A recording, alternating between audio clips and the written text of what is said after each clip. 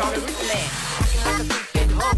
You're like shit. Ain't gonna be my girl. Stop jumping in my ride. Looking like your money, think I better keep it on the roof, man. Acting like a stupid.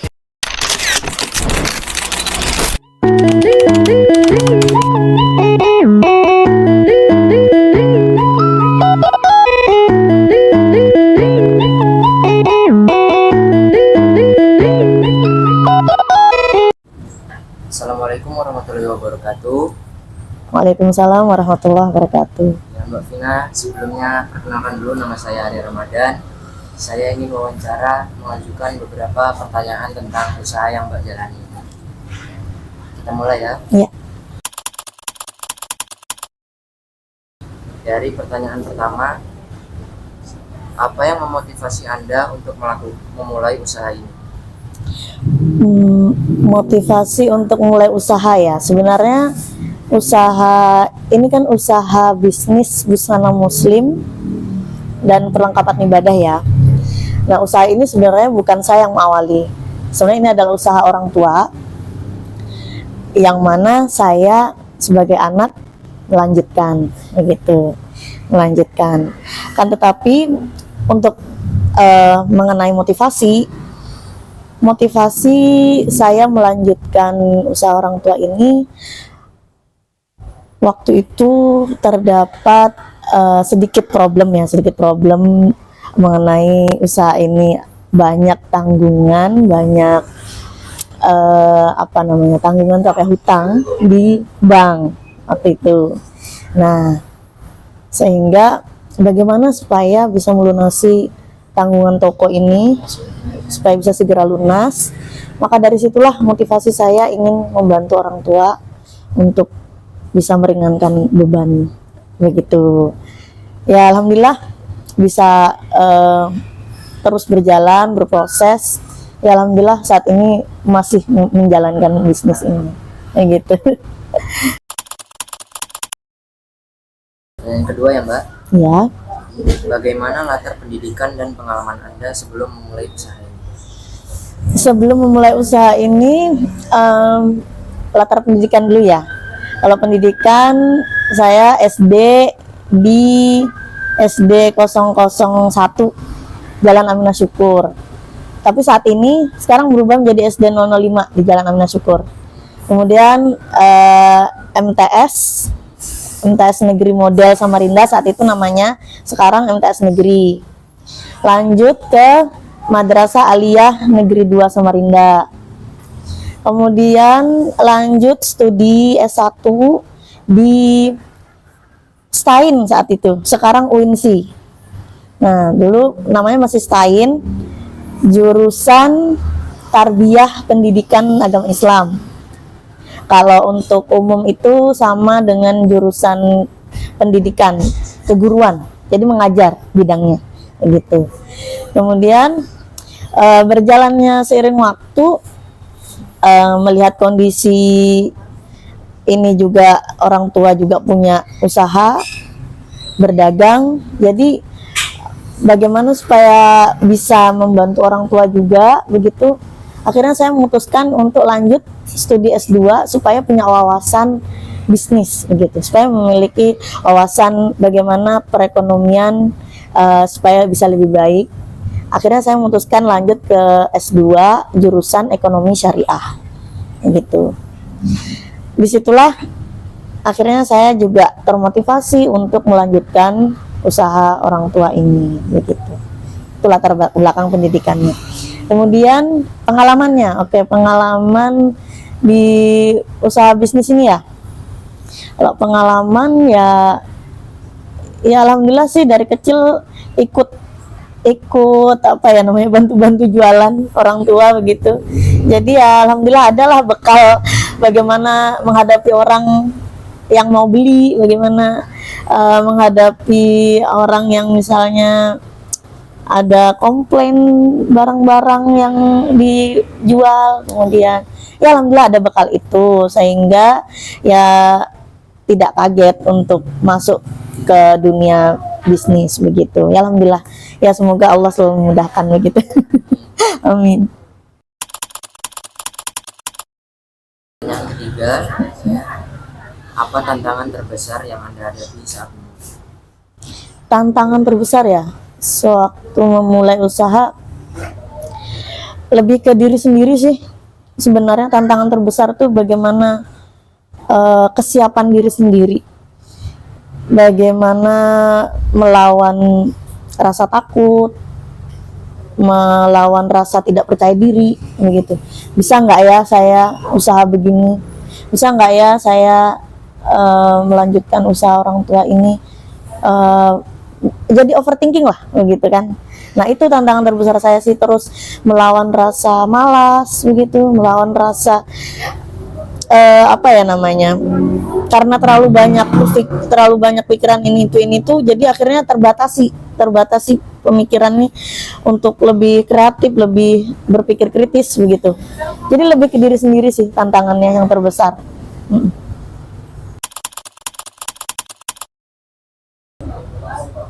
Bagaimana Anda mengatasi hambatan dan rintangan yang muncul selama perjalanan bisnis? Kalau mengatasi hambatan, ya paling pertama sih, yang paling utama kalau saya ya perbanyak mengingat Allah sih. Perbanyak ibadah, karena itu paling pertama, karena supaya kita bisa dilancarkan, dimudahkan untuk menghadapi hambatan, untuk menghadapi rintangan tuh ya memohon yang paling maha kuasa kan, yang paling mempunyai kuasa. Jadi kita memohon pada Allah, banyak-banyak berzikir, banyak-banyak mengingat Allah, kemudian setelah banyak-banyak berdoa kepada Allah, mencari solusi, begitu. Solusinya ya dengan berdiskusi dengan keluarga, dengan karyawan.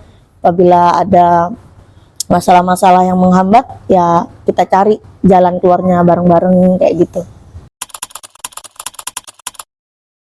Apa strategi yang Anda gunakan untuk mengembangkan usaha?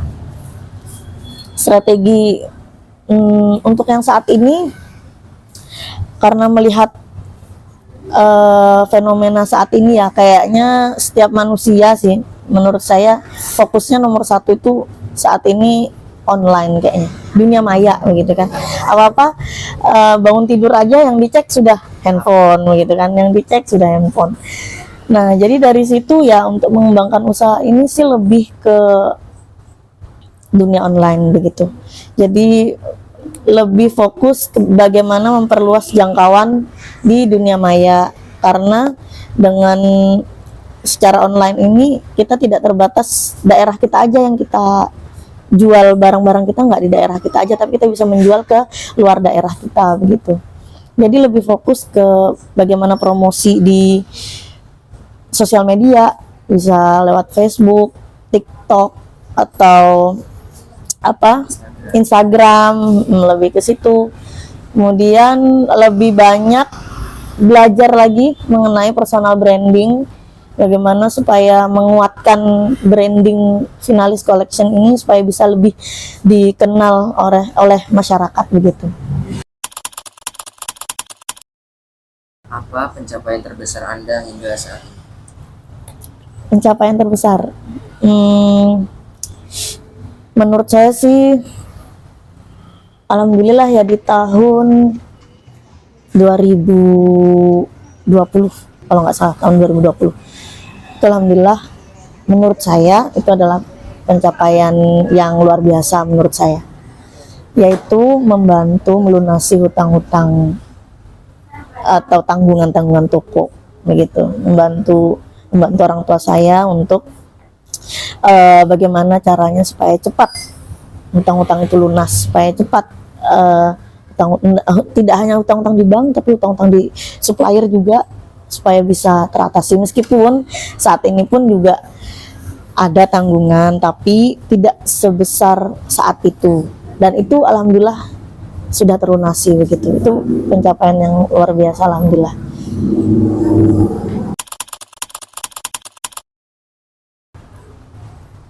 Apa kegagalan terbesar yang pernah Anda alami dan bagaimana Anda menghadapinya? Kegagalan dalam konteks ini ya, usaha ini ya, dalam konteks usaha ini pernah sih, namanya dunia bisnis ya, pasti ada naik turunnya begitu kan. Nanti ada yang ketika pendapatan naik, pendapatan kenceng, ada juga ketika pendapatan turun begitu. Nah, ya menurut saya sih ketika pendapatan turun itu sih pernah ya termasuk baru-baru ini juga mengalami bagaimana pendapatan itu lumayan agak turun drastis sehingga sampai menggaji karyawan aja juga agak ngos-ngosan. Untuk menggaji karyawan aja nggak cukup gitu. Dan biaya-biaya operasional yang lainnya juga agak ngos-ngosan. Nah begitu. Dari situ sih saya berpikir keras gimana caranya. Dan sampai aset pribadi saya jual untuk menalangi dulu gimana supaya gaji karyawan ini bisa terbayarkan, bagaimana biaya operasional toko ini bisa tercukupi begitu, pakai aset pribadi begitu ketika omset turun. Ya semoga doakan ya, semoga kedepannya bisa semakin baik, pendapatan bisa semakin baik begitu. Amin. Apa rencana jangka panjang dan Anda untuk usaha ini? Jangka kedepannya inginnya sih semakin bisa ini ya, secara online itu bisa semakin luas jangkauannya begitu. Jadi tidak hanya karena ya melihat sekarang ini ya fokusnya manusia ini apa-apa misalnya males kemana-mana tinggal pesan, males pergi-pergi keluar-keluar tinggal pesan kurir ya kan, serba online. Jadi inginnya sih bisa fokus ke dunia online dan bisa bisa lebih bermanfaat lagi sih untuk masyarakat begitu. Bagaimana Anda melihat industri atau pasar Anda berkembang di masa depan? Di masa depan, ya itu tadi inginnya Finalis Collection ini bisa menjadi wadah penyediaan busana muslim dan perlengkapan ibadah yang menjadi andalan. Jadi inginnya, semoga Allah memudahkan, inginnya orang-orang tuh mau cari busana muslim, oh ke Finalis Collection gitu. Orang-orang tuh mau cari perlengkapan untuk sholat nih, oh itu tuh di Finalis Collection gitu. Oh pesan aja di ini Finalis Collection gitu. Inginnya seperti itu dan kedepannya bisa semoga semakin bisa memberikan layanan yang terbaik buat para customer begitu, seperti layanan fast respon ketika dipesan secara online, bisa memberikan penanganan yang cepat sehingga membuat customer lebih puas begitu.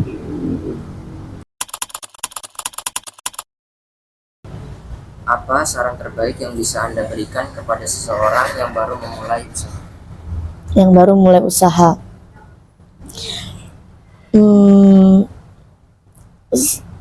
dicoba, memulai untuk mencoba, gitu. Memulai untuk mencoba, karena sekarang ini sangat mudah ya untuk mendapatkan wawasan bisnis secara gratis. Tinggal kita klik di Google aja, kita sudah dapat wawasan yang luar biasa mengenai bisnis. Bagaimana kita bisa belajar cara-cara pengusaha itu sukses, bisa diterapkan meskipun tidak dengan semudah itu, tapi setidaknya ada langkah-langkah yang bisa dicontoh begitu. Jadi belajar, memulai, kemudian belajar, kemudian praktekkan begitu. Kemudian kalau terkait modal misalnya memulai usaha nih, nggak punya modal misalnya, aku nggak usah deh gitu, kayaknya itu perlu modal banyak.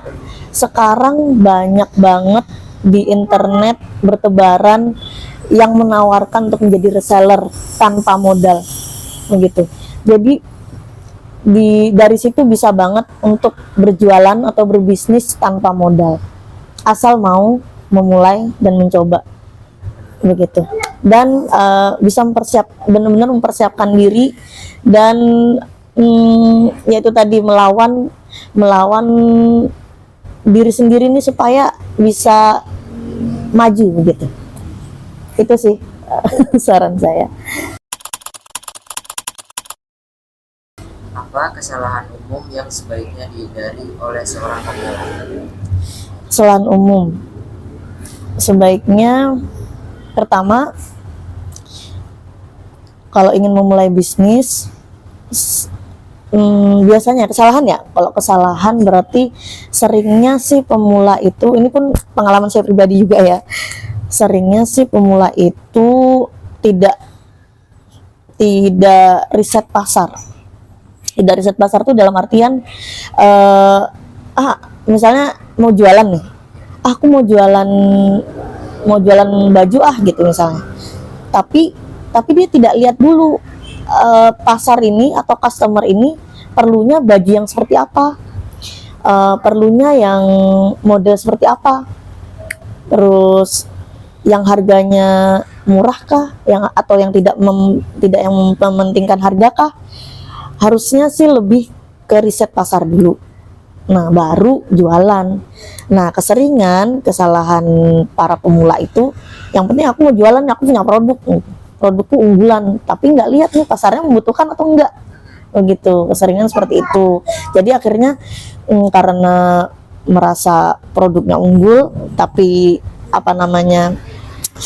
customer ternyata tidak membutuhkan barang dia, akhirnya tidak ada penjualan, tidak ada pendapatan, lesu, akhirnya berhenti usaha, begitu kan. Nah gitu sih, lebih ke riset pasar, tidak riset pasar. Kemudian tidak ada perencanaan yang matang. Kalau bisa sih dimulai direncanakan, mau bisnis yang bagaimana, customernya tuh mau yang seperti apa, kemudian tujuannya tuh apa, itu harus jelas. Harus di planning, karena kalau nggak di planning bisa jadi ketika mengalami kegagalan, berantakan, udah nggak mau mulai lagi gitu, udah berhenti aja gitu ya kan. Nah, tapi kalau udah punya rencana, ada nih plan A, plan B, plan C, misalnya plan A gagal, plan B, misalnya plan B gagal, ke plan C, begitu. Jadi tetap ada semangat untuk berbisnis. Kemudian yang ketiga, berpikir kalau bisnis itu perlu modal, padahal sekarang ini tanpa modal itu banyak, bisa banget untuk berjualan tanpa modal. Banyak kok di internet itu yang menawarkan baju-baju secara dropship. Jadi kita hanya mengupload gambar, ya kan, mengupload gambar aja, modalnya HP kita sendiri, tapi kita bisa menjualkan barang orang. Nah itu. Kemudian apalagi ya, itu sih kesalahan-kesalahan yang sebaiknya dihindari. Sama